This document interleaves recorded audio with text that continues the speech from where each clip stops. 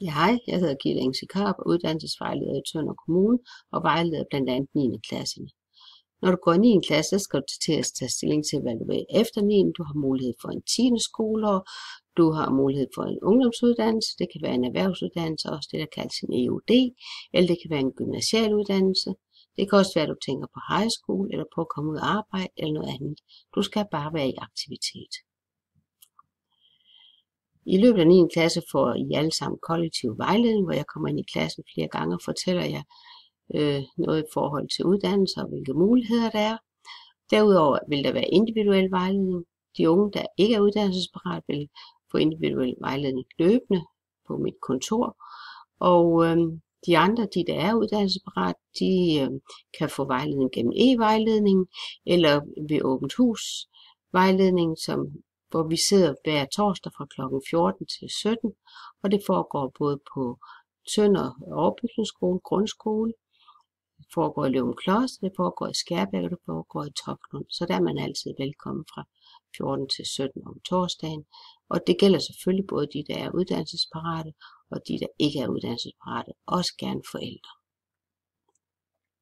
Brobygning, det skal man, hvis man er ikke uddannelsesparat i slutningen af 8. så skal man i brobygning i 9.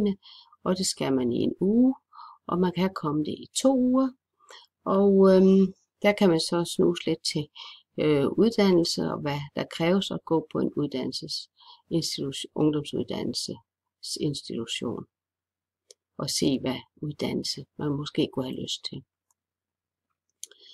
Udover det, så er der i 9. klasse uddannelsesmesse, den ligger lige inden ugen inden efterårsferien, og på uddannelsesmessen der er alle ungdomsuddannelserne repræsenteret, så der kan man få spurgt ind til, hvad der kræves for at gå på uddannelsen, og hvordan uddannelserne er skruet sammen, og hvad man nu ellers har af spørgsmål.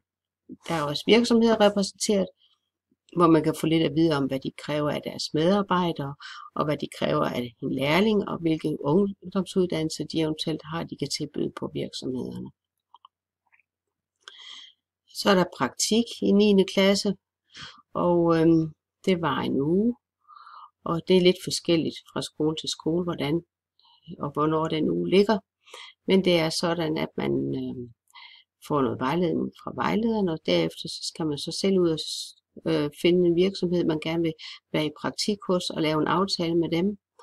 Og det er sådan, hvis man tænker, man gerne vil ind som sygeplejerske, eller ind til militæret, så skal man kontakte UU-vejledningen, så går det igennem os, fordi der er kun en vis del, der kan komme den vej igennem. Der er ikke så mange pladser.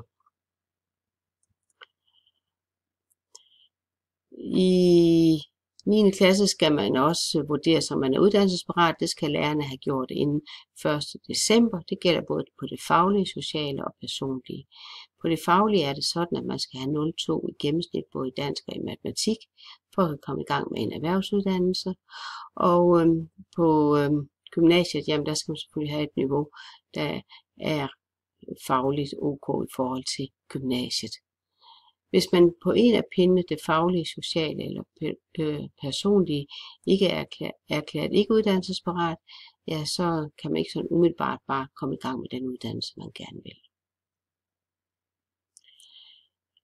Alle de skal tilmelde sig via optagelse.dk inden 1. marts, og der skal forældrene senest 1. marts have underskrevet.